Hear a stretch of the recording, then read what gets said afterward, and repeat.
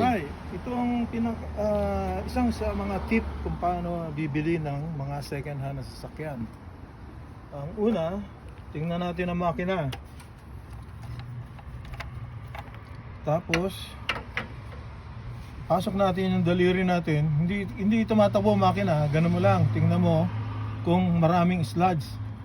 Kasi kung sludge, ibig sabihin yung makina ay hindi regular ang change oil.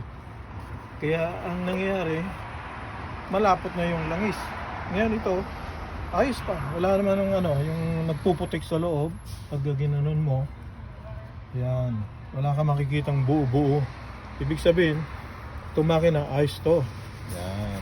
Ngayon, punta ka naman sa likod sa may tambucho. Okay, sa dipstick muna tayo. Tingnan natin kung wala nang langis. Ito, nasa level pa siya. Saka ang linaw ng langis niya. Ayan. Ngayon, kung maitim na itim, ibig sabihin wala sa, hindi regular ang pagpapalit ng langis niya. Kaya ang tendency, mag-build up ng sludge sa loob ng makina. Alright, man. You guys don't have an extra tuning, eh?